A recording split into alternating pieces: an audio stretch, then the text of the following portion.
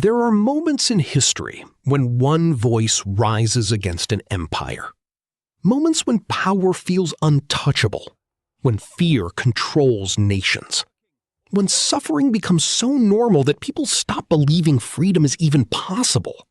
And yet sometimes, the person who changes everything is the one nobody expects. This is the story of Moses, a man caught between two worlds, raised in the palace of Egypt, but born among slaves. And this is the story of a king whose pride became stronger than his compassion. A ruler so determined to hold power that he nearly destroyed his own kingdom. Long ago, Egypt was the greatest empire on earth. Its cities were magnificent. Its temples towered into the sky. Its armies were feared. Its wealth seemed endless. To the outside world, Egypt looked powerful and glorious. But beneath that glory was suffering. Thousands of Hebrew slaves worked under the burning sun every day.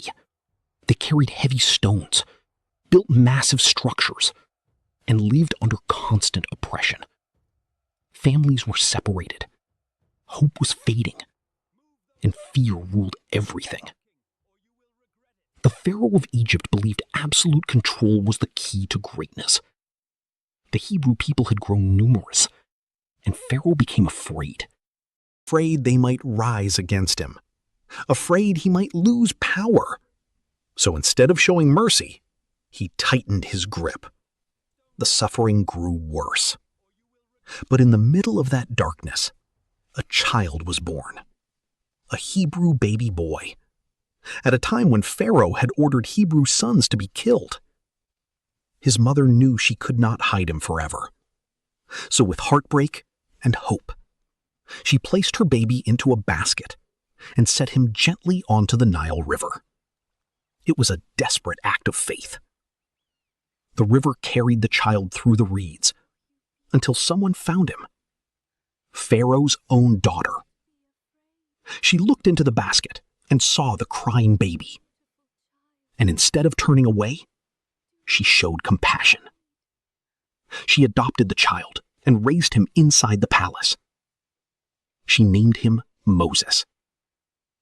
And so the child born among slaves grew up surrounded by royalty. Moses lived between two identities. He knew the luxury of Egypt, the education, the power. But deep inside, he also knew where he came from.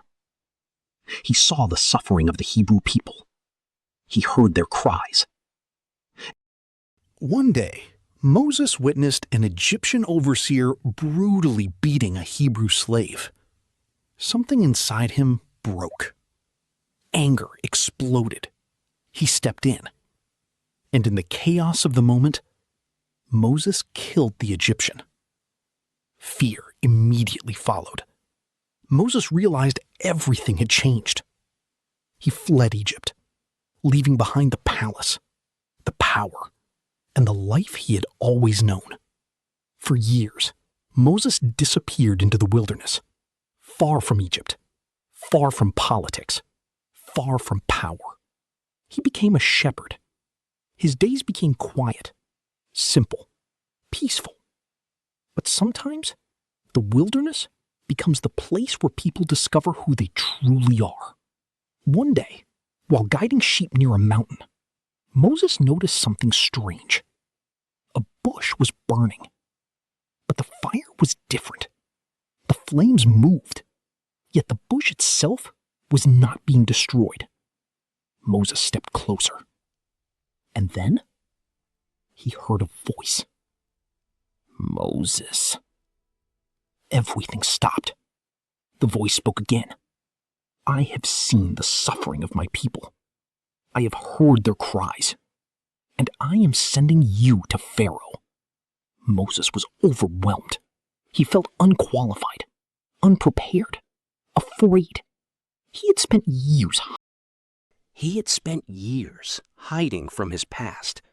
Now, he was being told to return to the most powerful kingdom on earth, to set the slaves free.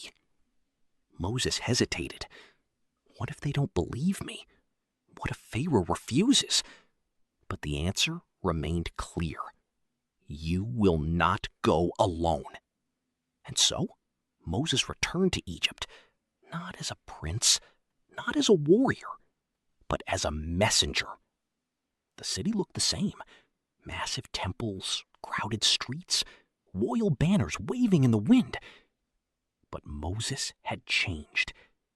And deep down, Egypt was about to change too.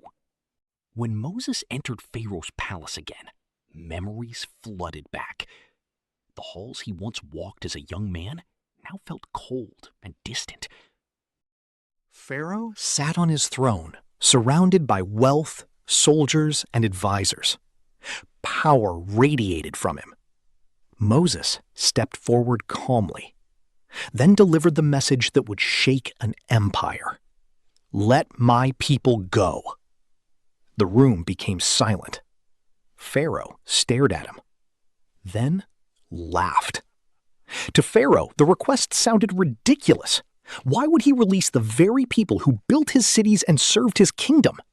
And who was the shepherd to challenge him? Pharaoh's pride hardened instantly.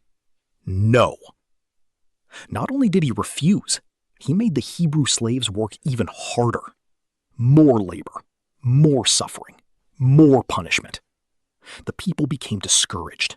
Some even blamed Moses. But the conflict had only begun. Soon, strange things began happening across Egypt. The Nile River, the source of life for the entire kingdom, turned to blood. The water became unusable. Fish died. The smell spread everywhere. Panic moved through the streets. But Pharaoh refused to change.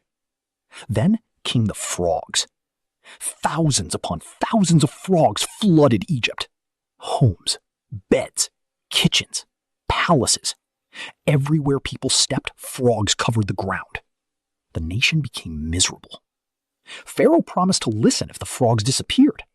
But when relief finally came, he changed his mind again. And so the disasters continued. The skies, the land, the animals. Everything seemed to turn against Egypt. Fear spread throughout the kingdom. Even inside Pharaoh's palace, anxiety grew stronger. Servants whispered. Advisors looked worried. People began asking dangerous questions. What if Moses is right? But Pharaoh would not surrender. His pride had become stronger than reason, stronger than compassion, stronger than wisdom. And every refusal brought greater suffering. Then came darkness. A darkness so heavy it terrified people. For days, Egypt was covered in shadow. The sun disappeared. The kingdom that once looked unstoppable now felt helpless. Fear filled homes. Families stayed inside. Even the palace felt haunted by silence. But still, Pharaoh refused. Moses continued warning him, not with arrogance, not with hatred, but with sorrow. Because Moses understood something Pharaoh did not. Power without humility eventually destroys itself. Then came the final warning, the most devastating one of all.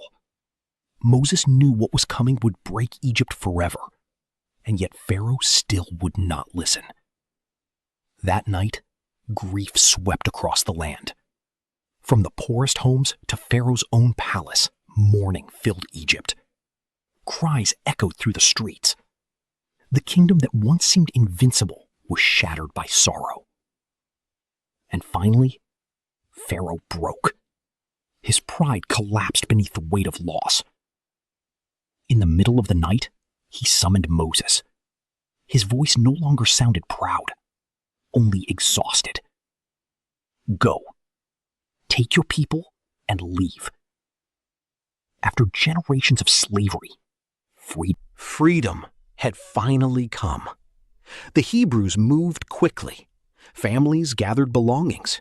Parents held children close. Neighbors embraced each other in disbelief. Some cried. Others stood silent, unable to fully process what was happening. For the first time in their lives, they were no longer slaves. And at the front stood Moses, the man who once doubted himself, the man who once ran away, now leading thousands toward an unknown future.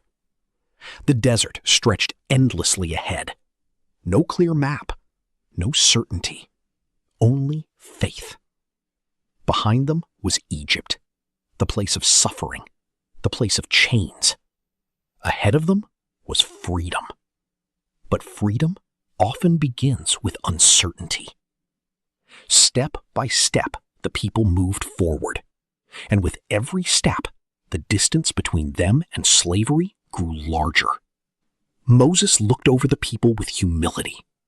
He understood this journey was bigger than him. He was never the true source of power. He was simply willing to obey when called. And that may be the greatest lesson of all.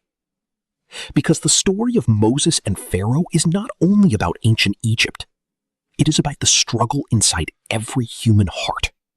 The battle between pride and humility, control and compassion, fear and faith. Pharaoh believed power meant forcing others to obey. Moses discovered true leadership meant serving something greater than himself. One man hardened his heart until everything around him collapsed. The other walked